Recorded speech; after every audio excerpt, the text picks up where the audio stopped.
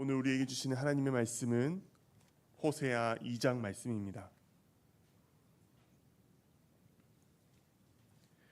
호세아 2장 말씀을 교독하겠습니다. 너희 형제에게는 암미라 하고 너희 자매에게는 루하마라 하라.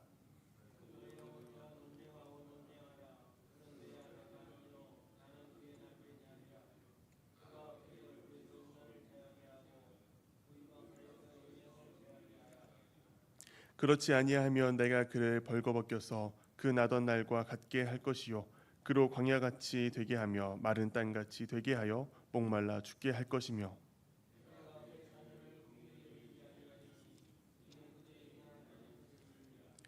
그들의 어머니는 음행하였고 그들은 임신했던 자는 부끄러운 일을 행하였나니 이는 그가 이르기를 나는 나를 사랑하는 자들을 따르리니 그들이 내 떡과 내 물과 내 양털과 내 삶과 내 기름과 내 술들을 내게 준다 하였음이라.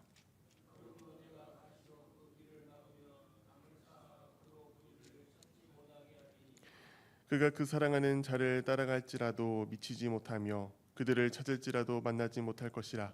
그제야 그가 이르기를 내가 본 남편에게로 돌아가리니 그때에 내 형편이 지금보다 나았음이라 하리라.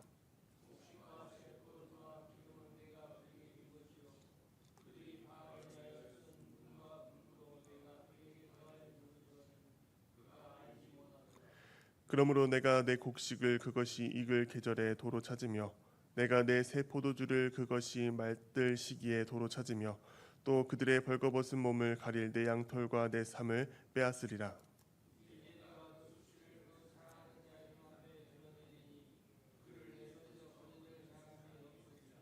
내가 그의 모든 희락과 절기와 월삭과 안식일과 모든 명절을 패하겠고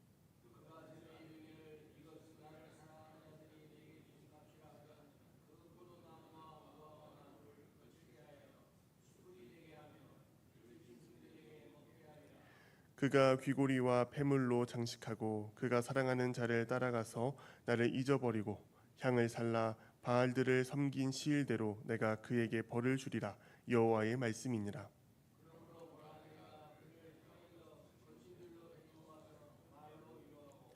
거기서 비로소 그의 포도원을 그에게 주고 악을 골짜기로 소망의 문을 삼아 주리니 그가 거기서 응대하기를 어렸을 때와 애굽 땅에서 올라오던 날과 같이 하리라.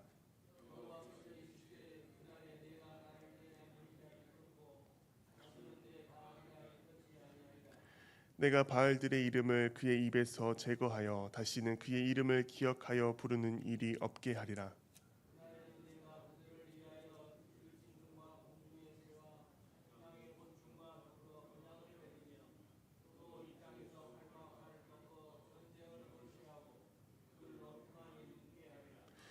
내가 내게 장가 들어 영원히 살되 공의와 정의와 은총과 긍휼이 여김으로 내게 장가 들며 여호와께서 이르시되 그날에 내가 응답하리라. 나는 하늘에 응답하고 하늘은 땅에 응답하고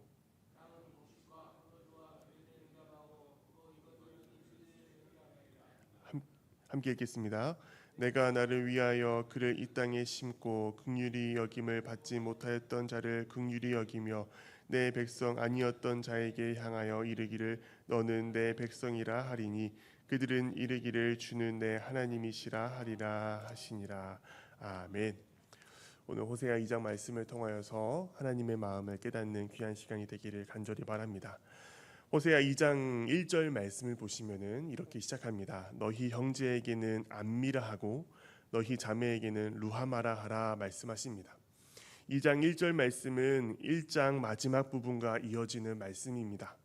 1장 마지막에 하나님께서는 이스라엘 백성들의 회복을 선언하시며 이스라엘 백성들을 다시 모으시고 그들을 다시금 하나님의 자녀가 되게 하시겠다 말씀하셨습니다.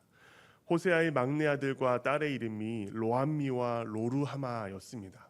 그 이름의 뜻은 각각 내 백성이 아니다, 긍휼히 여김을 받지 못한다라는 뜻이었습니다. 근데 2장 1절 말씀에서는 로가 빠져 있습니다. 히브리어에서 로는 영어의 낫을 의미합니다. 부정어를 뜻하는데요.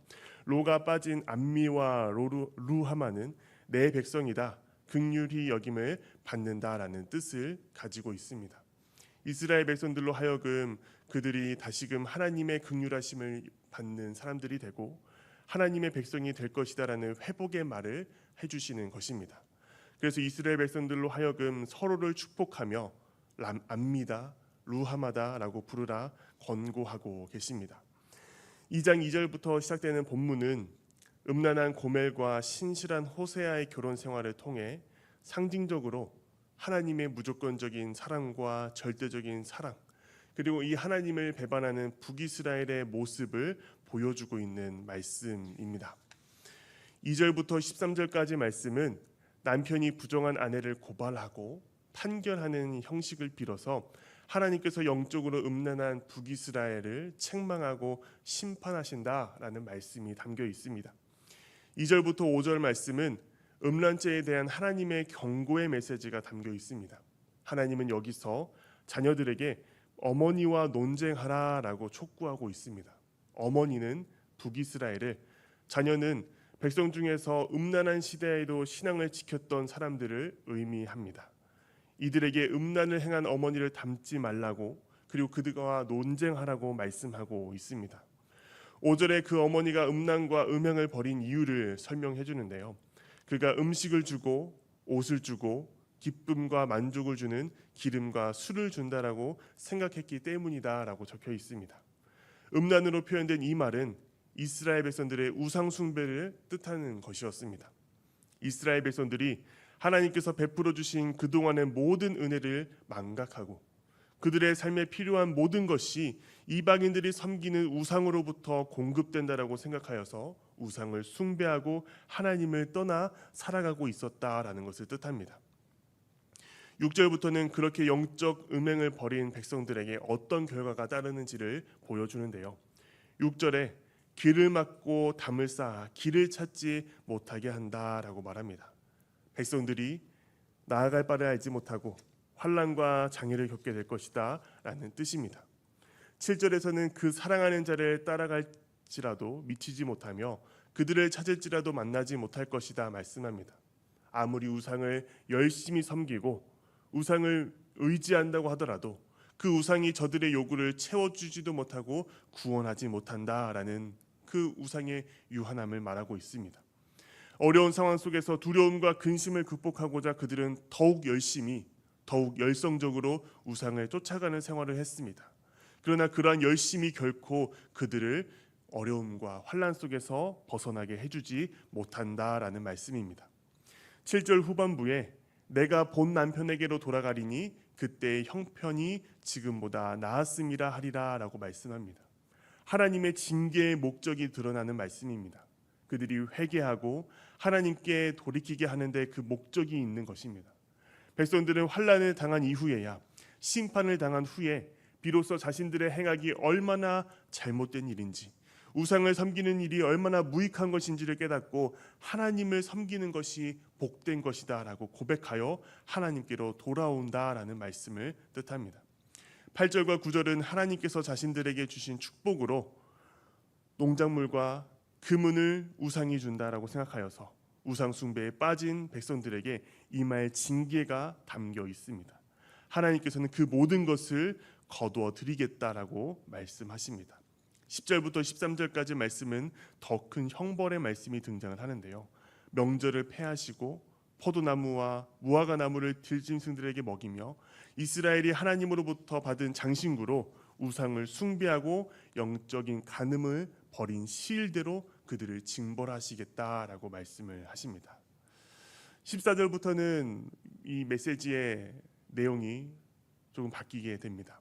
백성들을 향한 하나님의 사랑과 회복의 메시지가 들린대요. 14절에 하나님은 징계 후에 백성들을 위로하시며 이스라엘을 거친 들로 데려가시겠다라고 말씀하십니다. 거친 들은 어디입니까? 이스라엘 백성들과 하나님과의 첫사랑이 시작된 광야입니다. 하나님은 이스라엘과 다시 그 관계를 회복하고 혼인 관례를 다시 새롭게 시작하고자 하신 것입니다. 그곳에서 하나님은 그들에게 포도원을 주시고 하나님과의 사랑이 회복되면서 절망과 사망의 장소였던 아골갈짜기가 소망의 문으로 바뀌게 하시겠다라는 약속의 말씀이 등장합니다. 16절과 20절 사이에 있는 말씀에는 하나님과 백성의 관계가 회복되는 그날에 이스라엘은 진정한 주인이자 남편이신 하나님을 바알과 혼용해서 부르지 않을 것이다 라고 말합니다. 또한 그날에 하나님은 이스라엘을 위해 짐승과 곤충과 언약을 맺으시며 전쟁을 끝내시고 평안을 주실 것이다 라고 말씀합니다. 하나님은 내가 내게 장가들어 라는 표현을 또한 사용하시는데요, 이 혼인이 하나님께서 주도하시는 은총임을 말씀하시며 그때 비로소 이스라엘이 하나님을 참되게 알아가고 그 관계가 온전히 회복되게 하겠다라고 말씀하십니다.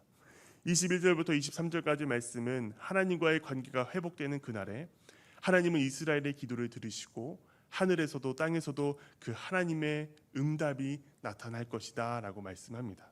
그날에 하나님이 이스라엘을 긍휼히 여기심으로 자기 백성으로 다시 삼아 이스라엘로 하여금 내 백성이 되게 하겠다라고 말씀하고 계십니다. 오늘 호세아 2장 말씀을 이렇게 간략하게 살펴보았습니다.